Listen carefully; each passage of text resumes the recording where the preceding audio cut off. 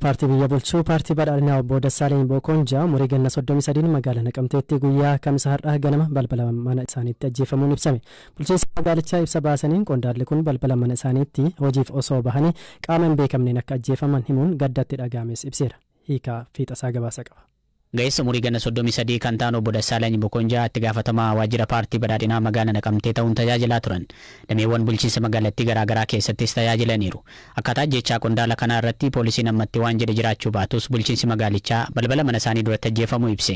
Itti gaafatamaan paartii badhaadhinaa Damee Oromiyaa obbo Fiqaaduu Tasammaa ajjechaa raawwateen gadduu isaanii dhaabichi ibsa baaseen beeksiseera. Nama fedhii fi faayidaa uummataa mirkaneessuuf kutannoo guddaadhaan carraaqu tarkaanfii gara jabinaatiin of biraa dhabuu keenyan gaddi nutti dhagahame olaanaadha jechuun ibsaniiru. Qaamolee kanneen raawwatan obbo Fiqaaduun maqaa dha'uu baatanis kanneen faallaa imala jijjiirama biyyaa dhaabbatanidha jechuun ibsan. Paartiin badhaadhina Oromiyaa gama isaatiin ganamaan gara hojiitti maluuf wayitaa ka'anitti ajjechaa gara jabinaa qaama hidhateen irratti raawwatameen addunyaa kanarraa du'aan boqotaniiru jedhe.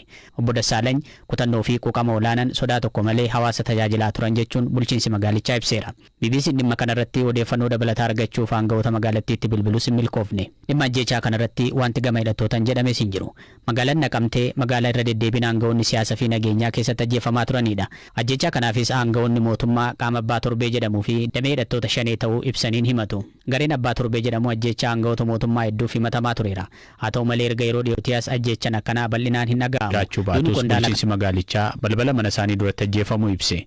Itti gaafatamaan paartii badhaadhinaa Damee Oromiyaa obbo Fiqaaduu Tasammaa ajjechaa raawwateen gadduu isaanii dhaabichi ibsa baaseen beeksiseera. Nama fedhii fi faayidaa uummataa mirkaneessuuf kutannoo guddaadhaan carraaqu tarkaanfii gara jabinaatiin of biraa dhabuu keenyan gaddi nutti dhagahame olaanaadha jechuun ibsaniiru. Qaamolee kanneen raawwatan obbo Fiqaaduun maqaa dha'uu baatanis kanneen faallaa imala jijjiirama biyyaa dhaabbatanidha jechuun ibsan. Paartiin badhaadhina Oromiyaa gama isaatiin ganamaan gara hojiitti maluuf wayitaa ka'anitti ajjechaa gara jabinaa qaama hidhateen irratti raawwatameen addunyaa kanarraa du'aan boqotaniiru jedhe. Obbo Dassaaleny kutannoo fi quuqama olaanaan sodaa tokko malee hawaasa tajaajilaa turan jechuun bulchiinsi magaalichaa ibseera. BBC'n dhimma kanarratti odeeffannoo dabalataa argachuuf aangawoota magaalattiitti bilbilus hin milkoofne. Dhimma ajjechaa kanarratti wanti gama hidhattootaan jedhames hin jiru. Magaalaan Naqamtee magaalaa irra deddeebiin aangawoonni siyaasaa fi nageenyaa keessatti ajjeefamaa turanidha. Ajjechaa kanaafis aangawoonni mootummaa qaama abbaa torbee jedhamuu fi damee hidhattoota shanee ta'uu ibsaniin himatu. Gareen abbaa torbee jedhamu ajjechaa aangawoota mootummaa hedduuf himatamaa tureera. Haa ta'u malee erga yeroo dhiyootiyaas ajjechaan akkanaa bal'inaan hin dhaga'amu. Duuni qondaala kanaa yeroo mootummaa fi hidhattoonni waraana bilisummaa Oromoo marii fedhii qabaachuu isaanii agarsiisanitti raawwate. Akkuma waraanni kaaba Itoophiyaa mariin xumuramee kan Oromiyaas mariin akka xumuramuuf qaamoleen garaagaraa waamicha taasisaa jiru.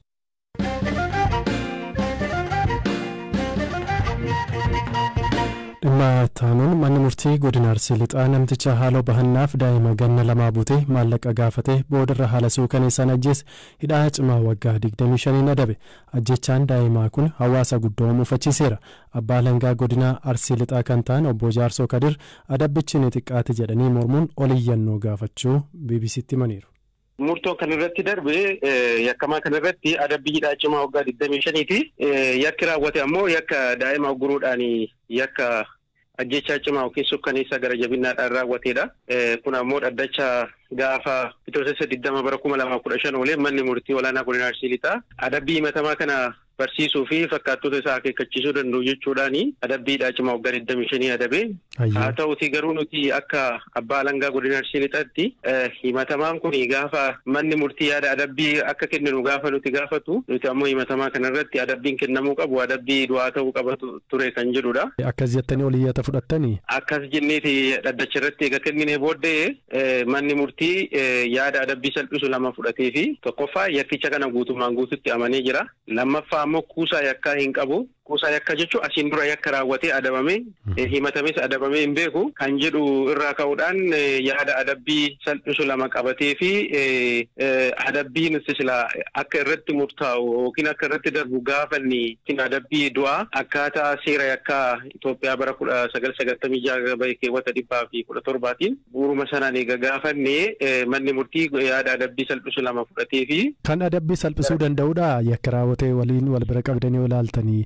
Tokkoffaa yaada adabbii salphisu keessa tokko asiin dura kuusaa yakkaa hin qabu namni jedhamee adabbiin hir'atuu fi nama amala gaarii qabu jedhamee tilmaamama afaan seeraatiin. Haa ta'utii garuu haala raawwii yakkichaa fi yookiin gocha yakkamaan kun raawwate gaafa laallee jennu kaayyoo seerri yakkaa adabbii hir'isuuf tume sanaanii wal faallessa jecha. Maaliidhaaf namni amala gaarii qabu keessattuu fira dhiyoo daa'imni suni amma yakka irratti raawwate kuni abbaan daa'imaa fi yakkamaan kun fira dhiyoodha hiriyootaadha maatii tokko keessa ta'anii gocha akkasii daa'ima waggaa 2 irratti raawwachuu kuni lammaffaa eega raawwate ammoo raawwachuudhaaf maallaqa gaafate kun ammoo amala gaarii qaba nama waan jechisiisuu mitiidha nuti yaadni kenna. Namni kun rakkoo sammuu fayyaa qabaachuun mala waan akkasii ilaalamee jira. Rakkoo sammuu fayyaa tokkos hin qabu akkuma nuti amma waliin dubbannu kanatti dubbata ni falmata yaada isaallee dhaddachara dhaabatee ibsata galmee qorannaa irratti soonni mul'atu yaada isaa fedhii isaa guutuudhaan kennee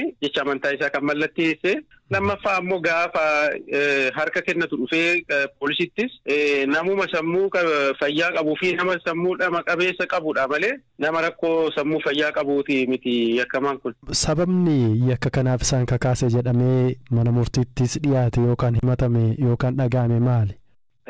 Yakkamaan kun yakka kana raawwachuu dadhabee fi abbaan du'aa yookiin abbaan daa'ima kana jaalallee kiyya ishee jaaladhu jechuun mucaa intalaa na dhabsiise ciccitii sila isiin baruu hin qabne itti hime akka isheen na jibbitu yookiin ammoo jaalalummaa kiyya dhaabdu hariiroodhaaf jidduu jiru dhaabdu kan godhe abbaa du'aa kana waan ta'eef nama jaaladhe nama hangar malee jaaladhu na dhabsiise jechuudhaan halootti qabatee atis nama jaalattu si dhabsiisa jedhee daa'ima isaa jala gocha kana irratti raawwate jechuudha. Ayyee amma kanaaf oliyyata fudhatamee jira dhimmi isaa jechuudha man. Oliyyata fudhannee komii qabna waan ta'eef adabbiin irratti kenname sun waan nu komachiisee fi maaliif yoo jenne amma dhaddachi jibbaataa mana murtii waliigala federaalaa namoota haala akkanatti yakka raawwataniif kuusaa yakkaa hin qabu jechuudhaan adabbiin akka salphachuu hin qabne murtii fi hiikoo dirqisiisaa ta'e kennee jira jechuudha dhimma kana irratti. Yakki inni ittiin himatame tokkoon daa'ima ukkaamsuu tokkoon ajjechaadha. Tokko nama ogguruudha daa'ima oggure seera akka bara 1996 bahe keewwata 586 fi inni lammaffaa ammoo egaa ogguree booda ajjeechaa sukkaneessaa yookiin ajjeechaa cimaa gara jabinnaadhaan kan raawwate seera akka bara 1996 bahe keewwata 539 muraa tokko aadha jalatti himate jechuudha.